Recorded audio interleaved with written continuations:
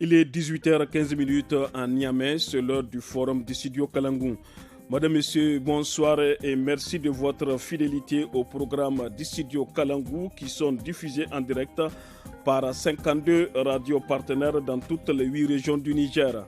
Des programmes aussi disponibles sur notre page Facebook Studio Kalangou, notre site internet www.studiokalangou.org, sur WhatsApp et sur Twitter. Aujourd'hui, le forum du studio Kalangou a pour thème la célébration de la journée mondiale de l'aide humanitaire édition 2022 au Niger. Quelle réponse pour quel défi? Chaque jour, les travailleuses et travailleurs humanitaires aident des millions de personnes à travers le monde. La journée mondiale de l'aide humanitaire le 19 août est l'occasion de rendre hommage à celles et ceux qui font face aux dangers et à l'adversité pour aider les autres.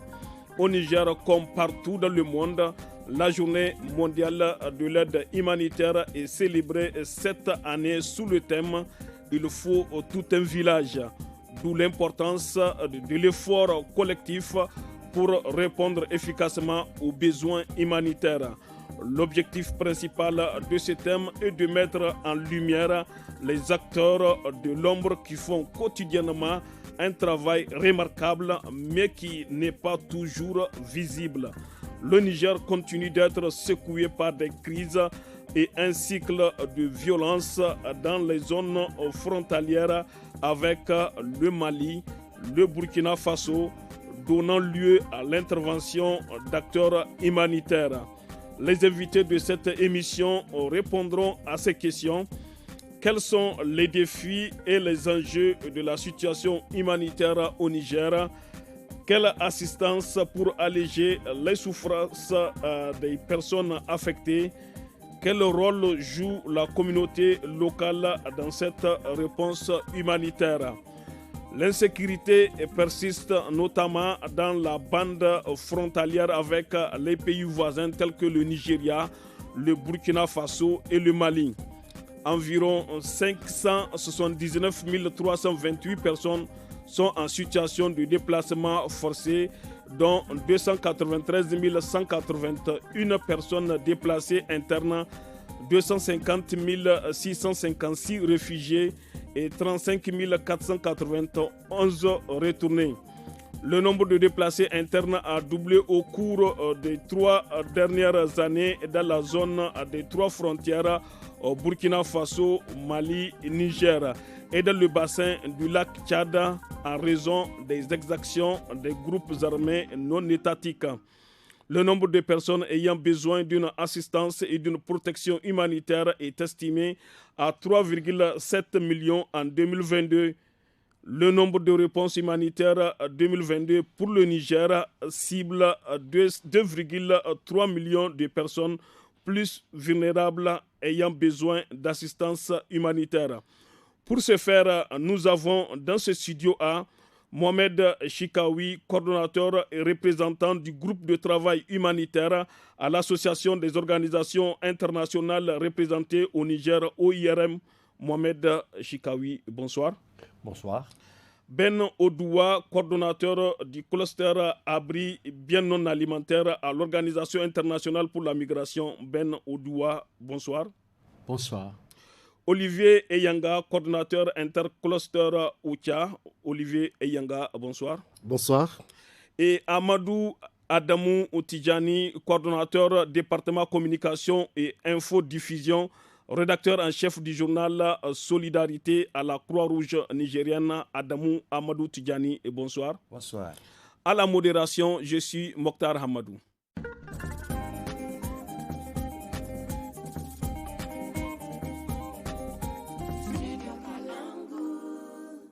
On va commencer avec vous, Mohamed Chikawi, coordonnateur et représentant du groupe de travail humanitaire à l'Association des organisations internationales représentées au Niger, OIRM. Pouvez-vous nous parler ou nous rappeler brièvement de l'historique et le contexte de la célébration de la Journée mondiale de l'aide humanitaire au Niger? Merci pour votre question. C'est en août 2003, à Bagdad, le 19 août 2003, qu'il y a eu une attaque contre... À Bagdad, c'est à Bagdad, en Irak. Merci. Qu'a eu lieu un attentat contre le siège des Nations Unies, et cet attentat a fait des dizaines de morts. Et en 2008, l'Assemblée générale des Nations Unies a voté une résolution pour faire justement du 19 août la journée mondiale de l'aide humanitaire, pour rendre hommage à toutes ces personnes qui se sont sacrifiées, qui se sacrifient pour apporter l'assistance aux autres. Donc voilà d'où vient la célébration de la journée mondiale de l'aide humanitaire le 19 août. Tout à l'heure, j'ai évoqué le thème « Il faut tout un village ». Qu'est-ce que cela signifie de l'action humanitaire? Vous savez, l'action humanitaire nécessite la contribution de tous. Et les premiers répondants, généralement dans les crises, ce sont les populations elles-mêmes. Les populations locales. Les populations locales, les communautés affectées elles-mêmes qui, elles, les premières répondent. Qui se mobilisent. Qui se mobilisent. Par exemple, je vais prendre la population de Torodi, qui voit arriver des centaines et des milliers de personnes des villages environnants parce qu'ils fuient l'insécurité, qui sont les premières personnes à aider ces personnes qui se déplacent depuis les villages environnants. C'est la population de Torodi. C'est pris en compte. Absolument. Donc, d'où ce thème cette année de « il faut tout un village ». Naturellement, c'est le célèbre proverbe africain qui dit « il faut tout un village pour élever un enfant ». Alors nous, on dit « il faut tout un village pour prendre en charge les populations ». Il faut tout un village pour répondre aux crises. Donc ça signifie aussi qu'il faut l'effort de tout le monde. D'accord. Les communautés, les ONG, le gouvernement, l'État, la Croix-Rouge, tout le monde pour pouvoir répondre aux différentes crises. C'est pour ça le thème cette année, il faut tout un village. Mais c'est surtout aussi pour souligner, comme vous l'avez dit dans votre introduction, le travail qui est fait dans l'ombre par toutes ces personnes que l'on ne voit pas, qui ne sont pas sur la place publique, qui ne sont pas sur la première page des journaux, hein, et qui, grâce à elles, hein, les personnes dans le besoin reçoivent les premiers secours. Voilà pourquoi il faut tout un village. Mohamed Chikaoui, quels sont les différents types d'assistance ou de l'aide humanitaire sur le terrain et quels sont les organismes qui sont susceptibles d'apporter cette assistance? Dans une crise, les besoins sont nombreux. Je dirais que le premier besoin, c'est le besoin de protection. Protection, ça veut dire? La protection, ça signifie tout. Hein? La protection, ça signifie la protection physique, la protection morale, la protection psychologique, la protection civique, physique des forces de défense et de sécurité? Ah, bien sûr, bien sûr. Ça en fait partie, parce que c'est ça qui assure la sécurité. D'accord? C'est la protection contre toute forme de violence. D'accord? Que ce soit des violences physiques, des violences verbales, des violences psychologiques, des violences de déni de droit, etc. Donc ça, c'est vraiment... Ça fait partie de l'assistance. Ça fait partie de l'assistance. Et pour nous, la protection, c'est vraiment central à toute la réponse humanitaire. Après viennent naturellement les besoins de l'être humain. Les besoins de l'être humain, c'est quoi? C'est manger, se nourrir, se vêtir, se soigner. D'accord? Donc, les abris, les biens, ce qu'on appelle les biens non alimentaires, la santé, l'alimentation, hein. Ça, ce sont l'eau, bien sûr. Ça, ce sont les principaux besoins auxquels la communauté humanitaire essaie de répondre chez les populations. Quels sont vos besoins exactement sur le terrain quand une catastrophe ou une calamité naturelle s'abat sur une population?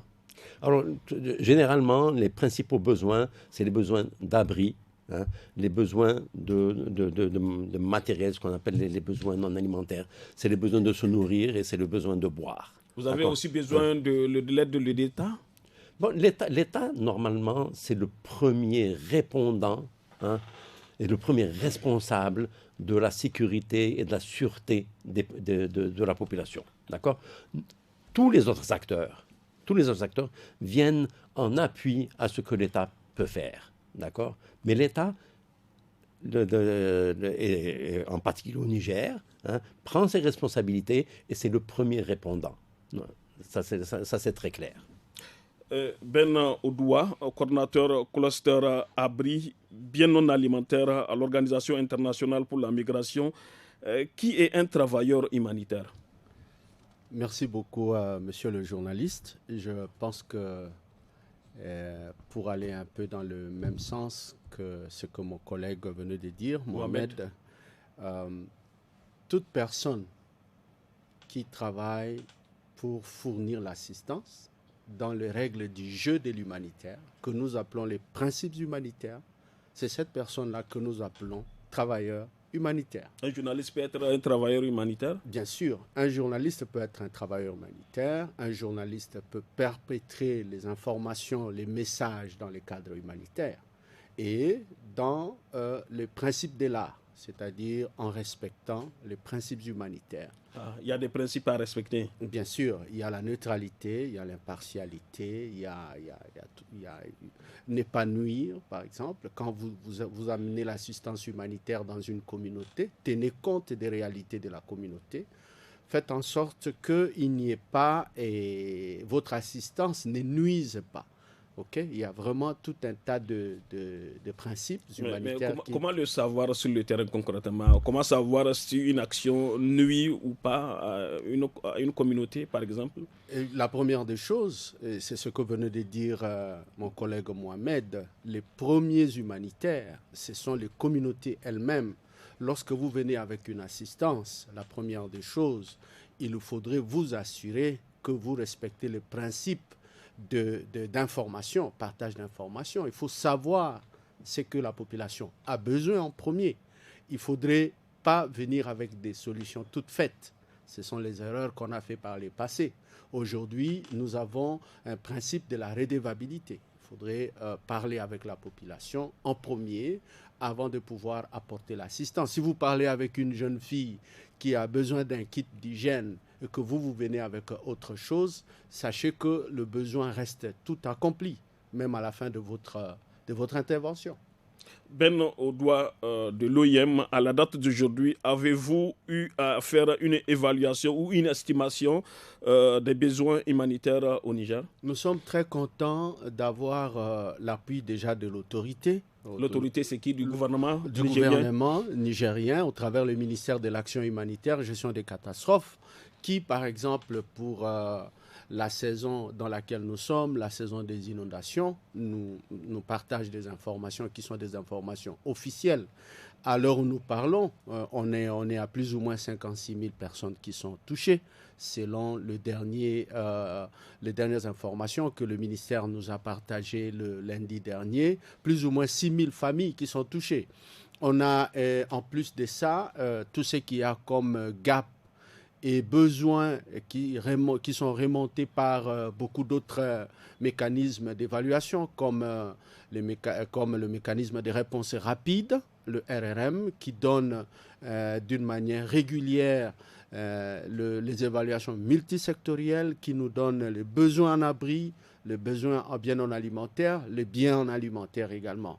Donc il y a tout un tas d'actions qui vont dans le sens effectivement de pouvoir d'une manière quotidienne, parce que le besoin, le contexte est interchangeant, on a des crises qui se répètent. Nous avons par exemple les inondations. Le lundi, on a eu 56 000, on ne sait pas ce qu'il y aura encore une fois le lundi prochain. Donc c'est vraiment un travail continu qui s'est fait, et à la tête aussi de tout cela, on a le bureau de la coordination humanitaire, OCHA, qui rassemble toutes les informations et qui peut les disséminer à qui des droits ou à qui en a besoin. Ben Odoua, sur le terrain, est-ce que c'est le gouvernement qui évalue ou bien qui fait les estimations des besoins, ou bien ce sont les humanitaires? Il y a un travail conjoint, un travail de collaboration qui s'est fait entre le gouvernement et les humanitaires. Par exemple, pour la validation de données, avec le ministère de l'Action humanitaire, on a mis en place un mécanisme de validation de données. Les données sont récoltées au niveau des régions, ils sont validés par les régionaux sous l'égide du gouverneur.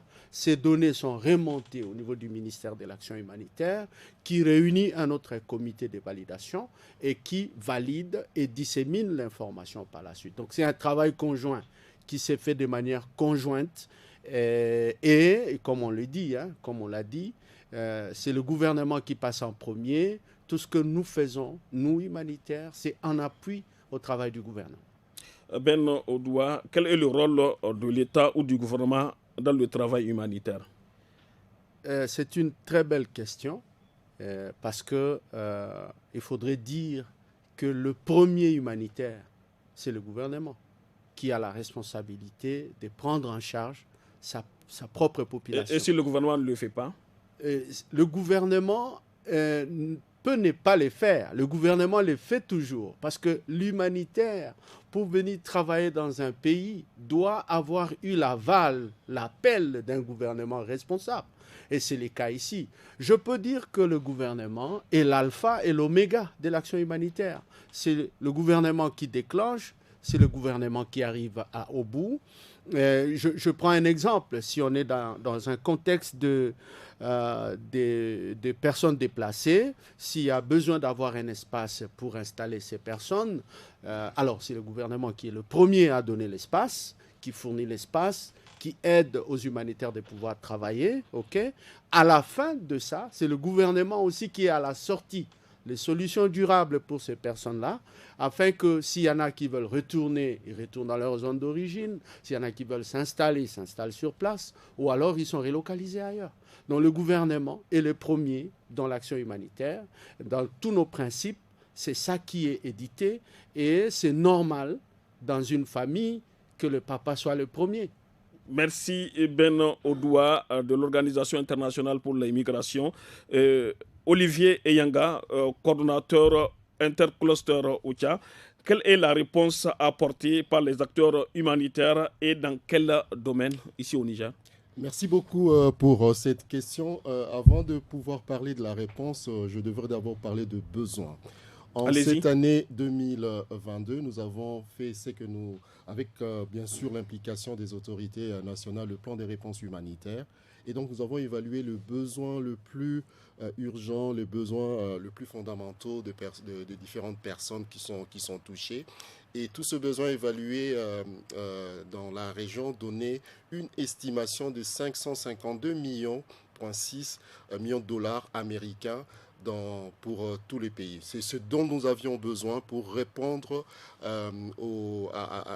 dans les différents secteurs à ce qui a été comme demande prioritaire pour les différentes personnes. Et ces montants dont je viens de parler étaient normalement pour 3,7 millions de personnes qui étaient dans le besoin, vous l'aviez d'ailleurs dit, mais on ne peut pas répondre aux besoins de toutes ces personnes, 3,7.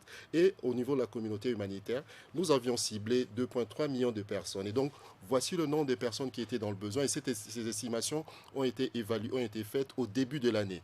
Mais vous l'aviez aussi dit pendant vos interventions, entre les débuts de l'année et au mois de juillet, il y a eu énormément de déplacements additionnels. Le chiffre, vous l'avez aussi partagé. Il y a d'autres nouveaux besoins qui se sont créés, mais malheureusement, à la date, à la fin du mois de juillet, sur ce montant des 552 millions dont nous avions besoin, nous n'avons pu mobiliser que 20%, qui représente à peu près 110 000 dollars américains et qui pourrait éventuellement couvrir moins d'1 million de personnes. Et donc, sur le 2,3 millions de personnes, il y a encore malheureusement des personnes qui continuent à être dans le besoin pour lesquelles malheureusement la réponse n'est pas apportée. Et les différentes réponses qui sont apportées dans les différents secteurs, c'est notamment dans le secteur de l'eau, hygiène et assainissement. Mais bien avant cela, mon collègue Mohamed l'a dit, la crise au niveau du Niger, c'est une crise de protection. Et donc pour nous, toutes les personnes qui sont dans le besoin devraient bénéficier d'une assistance. Au-delà de la protection, nous avons aussi les secteurs des abris, avec les différents déplacements. Mon collègue Ben faisait allusion à la saison pluvieuse qui malheureusement occasionne les déplacements de population et ces besoins en abri sont énormes. À part le besoin en abri, le besoin en eau, hygiène et assainissement et en vivres, nous avons aussi des besoins dans les secteurs de l'éducation par exemple. Avec la crise qui sévit dans la frontière, dans la zone de trois frontières, nous avons malheureusement la fermeture de plusieurs écoles, et qui déversent plusieurs enfants dans la rue et qui ne peuvent malheureusement pas continuer. Avez-vous pensé à ce niveau à une solution ou une alternative? En soutien aux efforts des autorités nationales, vous le savez certainement bien, les autorités ont pris à bras le corps cette question de l'éducation en situation d'urgence, avec notamment la mise en place de sites de regroupement où les élèves pourraient éventuellement continuer les enseignements en attendant bien sûr que la situation puisse se normaliser. Et je pense que vous avez eu à faire un bilan à ce niveau? Il y a à la date plus d'une trentaine de sites ont été mis en place pour essayer de continuer l'éducation d'une trentaine de plus de 30 000 élèves dans la région de Tillabéri par exemple. Et donc ça, ce sont des efforts assez louables. Et comme je le disais, c'est un secteur pour nous qui est le secteur de l'éducation, c'est un secteur qui est prioritaire parce que les enfants qui constituent l'avenir de ce pays, on devrait fournir tous les efforts possibles pour qu'ils puissent être la place des enfants, c'est dans l'école. Et donc, même s'il y a de fermeture d'école, on devrait absolument avoir des alternatives pour que l'éducation, même en situation d'urgence, puisse continuer. Et bien entendu, à part la sécurité alimentaire, l'eau, hygiène, assainissement, il y a des problématiques de la santé. Vous l'aviez aussi mentionné, notamment sur le point de la nutrition. Et donc, ce sont des préoccupations pour nous. Et dans tous ces secteurs humanitaires, les réponses sont en train d'être apportées. Malheureusement, comme je l'ai dit, en termes de financement, ça constitue quand même un défi pour nous. Mais pourquoi ce désintéressement de la communauté internationale à l'égard des besoins et des défis sur le terrain ici au Niger? Je n'évoquerai pas cet aspect en termes de désintéressement. Je pense que nous continuons, il y a un plaidoyer fort qui continue à être fait pour que la situation de crise au niveau du Niger puisse continuer à être portée à un haut niveau et nous n'avons plus à avoir l'opportunité de pouvoir recevoir de missions de haut niveau dans ce pays. Et vous faites allusion au déplacement du patron de l'ONU ici au Niger? Entre autres, hein, je pense qu'il a saisi cette opportunité de son passage ici pour essayer de marquer de sa présence le soutien à ce que connaît le pays, mais en même temps pour dire que les efforts qui sont fournis devraient être on devrait continuer avec ces efforts afin que les ressources qui sont en train d'être injectées dans le pays puissent l'être afin qu'on ne puisse pas sombrer dans une situation d'oubli. Et je dois dire qu'effectivement, il y a aussi une réelle... Il faut voir, le Niger n'est pas... On est globalement, il y a plusieurs zones de crise. Effectivement, à ce niveau, Olivier Eyanga, quels sont les défis majeurs de la réponse humanitaire au Niger? Pour faire un lien avec mon intervention de tout à l'heure, je crois qu'un des défis pour lesquels nous faisons face, c'est notamment le défi de la mobilisation de ressources. Pour nous, je vous l'ai dit, pour 552 millions évalués pour le besoin en assistance, nous n'avons reçu que 20%. On est au mois de juillet, on est au mois d'août. Et donc, pour nous, c'est quand même une réelle préoccupation en termes de mobilisation de ressources. Mais il y a aussi des défis en tant que communauté humanitaire liés notamment aux questions d'accès. L'accès aux zones d'insécurité, par exemple? Pour nous, l'accès, nous le voyons sur deux aspects. Nous devons avoir accès aux populations dans le besoin, mais l'accès devrait aussi être un élément où les populations dans le besoin devraient accéder aux services sociaux de base, devaient accéder aux soins, à l'éducation, ils devaient accéder au marché. Donc c'est cet aspect, malheureusement, il y a certains endroits où les populations locales ne peuvent pas accéder aux services sociaux de base, mais aussi il y a des endroits comme à Tillabéri. Je reviens d'ailleurs d'une mission depuis lundi et je viens à peine d'arriver de Tillabéri, où effectivement il y a certaines contrées, il y a certaines parties, pour des raisons de sécurité, nous ne pouvons malheureusement pas accéder et pourtant il y a de besoins dans ces zones-là. Donc je parlais des défis liés à la mobilisation de ressources, je parlais des défis liés aux questions d'accès, mais aussi, il faudra qu'on le mentionne, il y a aussi des défis liés à l'insécurité, vous l'avez mentionné dans votre introduction, dans la partie dans la région des Trois Frontières, mais aussi au niveau du bassin du lac Tchad. Merci beaucoup Olivier Eyanga Adoucha. Adamou Amadou Tijani, quel appui ou assistance est fourni aux personnes les plus vulnérables telles que les femmes, les enfants et les vieillards, aux déplacés internes, aux réfugiés et les communautés hautes du Niger? Bien, merci Kalangou pour nous avoir invités à ce débat. Par rapport à la question, déjà Mohamed Ben Olivier en ont déjà parlé. En tout cas, c'est des appuis multiformes. au niveau du mouvement international de la Croix-Rouge, par exemple, nous intervenons au niveau de toutes les 8 régions, puisque nous avons ce qu'on appelle les volontaires. Nous avons des volontaires communautaires, là où l'insécurité est grandissante, par exemple. Ce sont ces volontaires qui prennent le relais, c'est eux qui font le travail. Il n'y a pas de risque à ce niveau? Non, le risque zéro n'existe pas. Mais c'est que sur un travail humanitaire, normalement, doit être protégé par les conventions de Genève, que je salue au passage. Aujourd'hui, nous célébrons le 13e anniversaire de ces conventions-là. Donc, en temps de conflit armé, le travail humanitaire ne doit pas être une cible, mais plutôt, il doit être protégé. Donc, nous avons une multitude d'appuis. Mais est-ce que tout le monde comprend ce langage-là sur le terrain? Oui, c'est pour cela que nous faisons chaque fois des diffusions au niveau des groupes armés, que ce soit les groupes armés réguliers ou bien les groupes armés non étatiques. Nous avons des diffusions que nous faisons sur les conventions de Genève, sur le droit international humanitaire ou droit de la guerre. Donc, il y a des documents également que nous distribuons à ces groupes cibles-là pour internaliser ces documents, mais surtout le droit de la guerre, qu'on appelle le droit international humanitaire. Vous parlez de la guerre classique. Bon, aujourd'hui, est-ce qu'il y a une guerre classique? Parce que aujourd'hui, vu l'ampleur des événements dans un conflit armé, vu les moyens même utilisés dans un conflit armé, vous voyez, c'est-à-dire le conflit évolue. Mais, bien que le conflit évolue, mais le droit international humanitaire limite toujours les moyens et les méthodes de faire la guerre. Donc vous comprenez. Et chaque partie au conflit est obligée de respecter le droit international humanitaire. Et tout ce qui concerne également les conventions de Genève ratifiées par le Niger en 1964 et leur protocole additionnel en 1979. Donc, ces interventions-là, nous le faisons suivant les 7 principes fondamentaux de la Croix-Rouge et du Croissant-Rouge. Et tout acteur humanitaire est obligé de respecter les 7 principes fondamentaux pour que l'aide humanitaire puisse parvenir aux populations nécessiteuses, que ce soit enfants, vieillards, femmes, déplacés, etc. etc.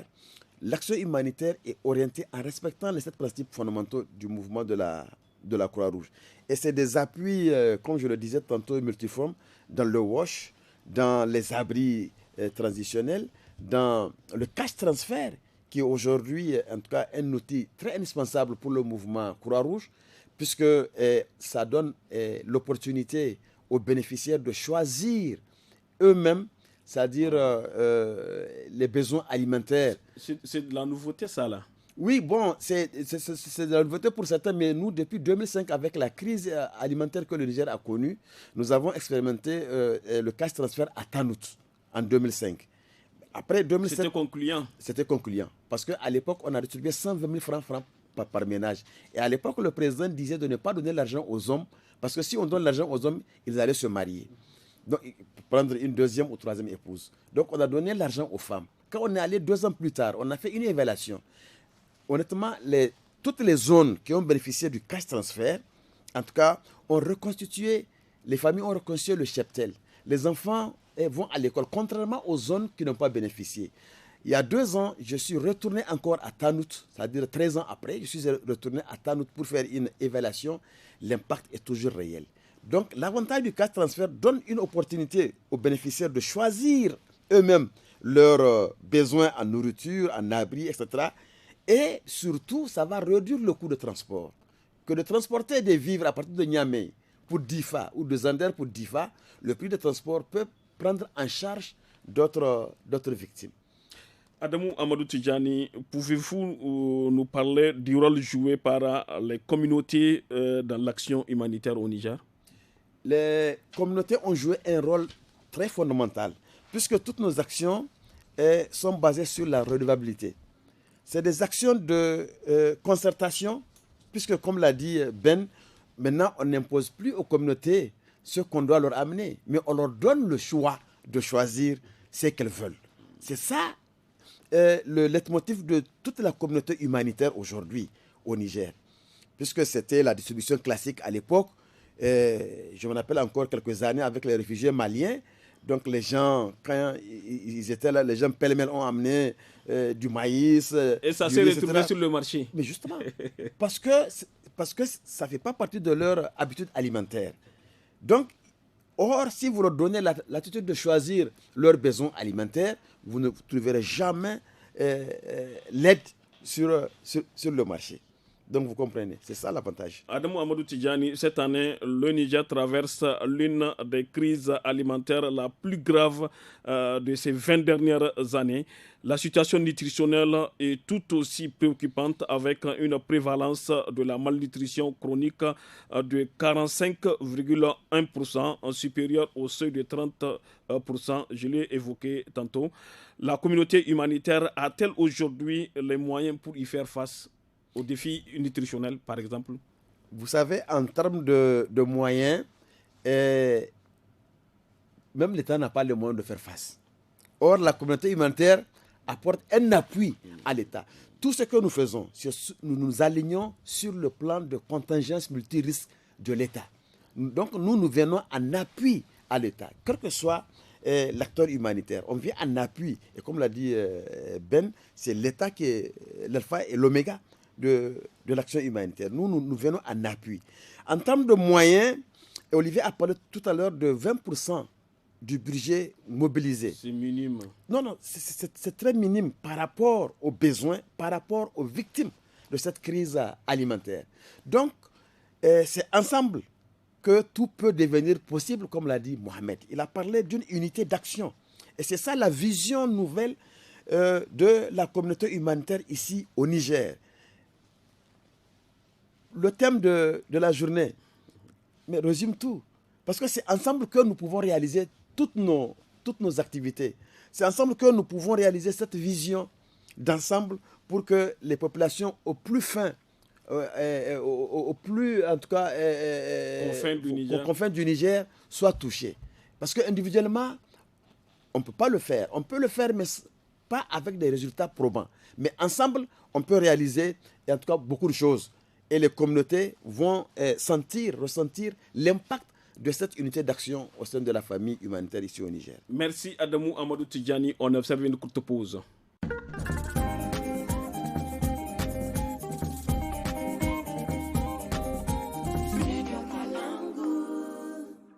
Mohamed Chikaoui, quelles sont les difficultés auxquelles les travailleurs humanitaires sont confrontés dans les zones d'insécurité notamment?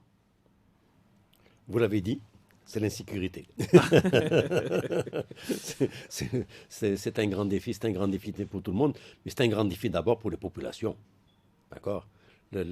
Cette insécurité et secondairement, cette insécurité affecte les humanitaires dans la mesure où ils peuvent être pris aussi comme cible.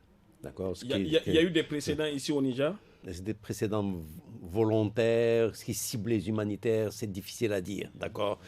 Mais je ne peux pas m'empêcher quand même de rappeler que le 9 août 2020, il y a quand même 7 travailleurs humanitaires et leurs guides nigériens qui ont été tués, assassinés, donc à 60 km de Niamey à Kouré. Dans la région de Tillabéri. Dans la région de Tillabéri. Allez-y. Et donc ça c'est le premier défi, celui de l'insécurité. Insécurité que l'on prend en charge, au défi que l'on essaie de prendre en charge tous ensemble, avec les autorités, avec les forces de défense et sécurité. Nous avons mis en place des mécanismes de coordination, ce qu'on appelle les mécanismes de coordination civilo-militaire. Justement, ce sont des tables où on discute des questions de sécurité et de ce que l'on peut faire pour amener la sécurité et permettre justement les déplacements et des populations, les déplacements volontaires des populations et les déplacements des humanitaires pour assister les populations. Tout à l'heure, Amadou Adamou Tidjani avait évoqué la question de la neutralité. Est-ce que toutes les parties, la partie gouvernementale et de l'autre côté les groupes non étatiques, les groupes armés non étatiques, est-ce qu'ils comprennent ce message? Non, malheureusement, tout le monde ne comprend pas le travail. Si tout le monde ne comprend pas le travail, qu'est-ce qu'il faut faire pour que... Justement, le problème, c'est ce qu'il faut faire, c'est communiquer. D'accord? Communiquer, expliquer tout le temps à tout le monde. C'est de parler aussi à tout le monde. D'accord? Les humanitaires, il faut qu'ils parlent à tout le monde. Ils parlent à une partie d'un côté, à une partie de l'autre. On explique. Il y a des parties qui ne veulent pas qu'on leur parle, mais on essaie quand même de leur parler. Et on essaie de les joindre. Naturellement, et Ben l'a rappelé tout à l'heure, il faut que nous assurions d'apporter cette assistance selon les règles de l'art, hein, et selon les besoins des populations pour répondre vraiment aux besoins des populations. Ben Odoua, comment éviter les risques et les menaces dans un contexte d'insécurité? Ou minimiser les risques? Comment minimiser les risques?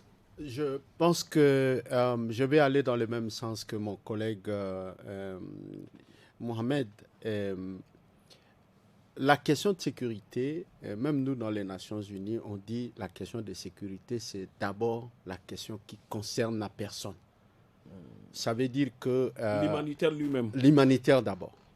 Ça veut dire que quand on parle de l'insécurité, on vous donne l'information et on vous montre les risques et les dégâts qui peuvent arriver pour vous de prendre conscience et de vous sécuriser. Maintenant, quand il s'agit de la population,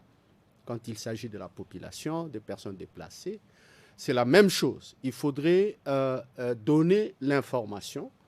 Quand on donne l'information, par exemple, dans les principes de protection, si on sait qu'on a des personnes déplacées qui se regroupent quelque part et que c'est dans une zone qui peut être une zone d'insécurité, on conseille par exemple aux femmes de ne pas se déplacer seules, aller chercher de l'eau. Il faut aller en groupe. Ça constitue des actions de dissuasion. Lorsque 2 ou 3 femmes se trouvent ensemble et qu'ils vont chercher de l'eau, ça dissuade un tout petit peu la personne qui pourrait attaquer ces personnes-là.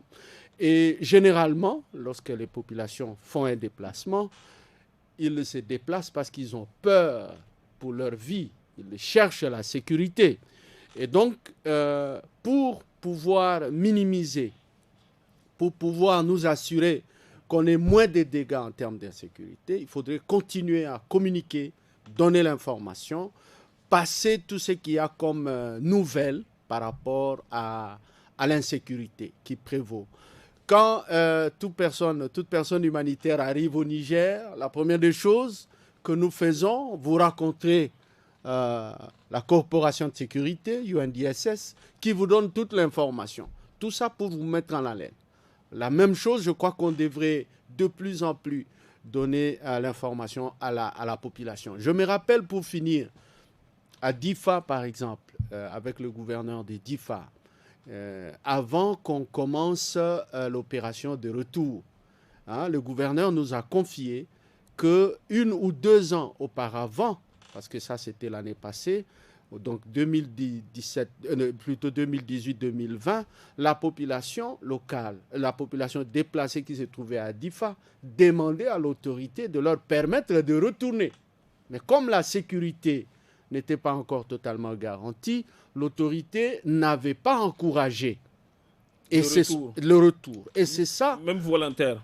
Même volontaire parce que la zone n'était pas sécurisée. Mais aujourd'hui qu'il y a la sécurité, l'autorité passe l'information à qui de pouvoir prendre l'information et de pouvoir, de son propre chef, prendre la décision soit de retourner, soit de rester installé à Difa ou bien d'être relocalisé ailleurs. Donc il faut continuer à communiquer. Merci beaucoup, Ben Odoua. Olivier Eyanga, face aux diverses crises engendrées par les multiples déplacements, les inondations, les aléas du changement climatique, la malnutrition, quel est votre message pour la population du Niger de façon générale?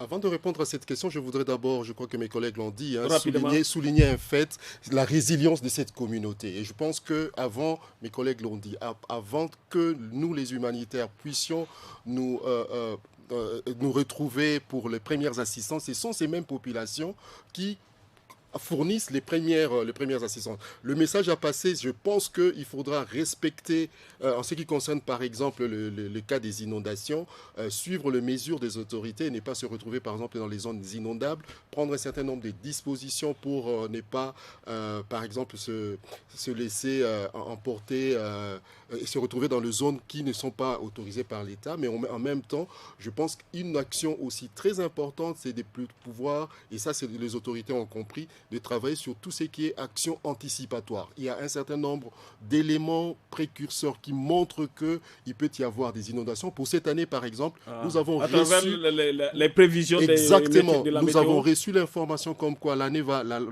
cette année, on risque d'avoir une saison pluvieuse précoce, longue, et avec risque d'inondation. Et donc, par rapport à ça, il y a des efforts qui sont en train de se fournir. Vous êtes préparé en conséquence. Avec notamment la mise en place de plans de contingence, la sensibilisation de la population. Et je pense que ce sont des éléments importants. Peut-être avant de passer, je voulais rapidement revenir sur rapidement. Et je pense qu'on met de plus en plus en place des mécanismes d'échange d'informations. Par exemple, la cellule de coordination civilo-militaire, nous devons nous parler.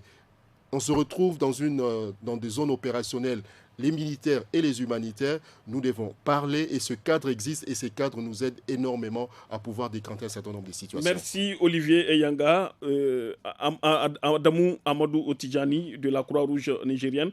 En temps de crise ou de catastrophe, quel genre de communication faut-il privilégier, avec quel outil et quel support? Merci en tout cas pour cette question pertinente. Tout récemment, je viens d'effectuer une tournée nationale au niveau de toutes les régions du Niger. Les 8 régions. Où j'ai animé des communications sur la communication de crise en temps de conflit comme en temps de catastrophe naturelle. Donc, j'ai outillé tous les volontaires et cadres de la Croix-Rouge nigérienne sur ce module-là, la communication de crise. Il n'y a pas, en tout cas, 1000 solutions que de communiquer pendant les 3 phases. Avant, pendant et après une crise. Parce qu'une crise, c'est un événement inattendu. Pourquoi pendant ces 3 phases? Oui, parce que la crise peut venir à tout moment. Donc, il faudrait se préparer pour y faire face avant la survenue de la crise. Donc, il y a des mécanismes qui sont prévus à notre niveau. Nous avons un document qu'on a élaboré qu'on appelle Safer Access en anglais, l'accès plus sûr.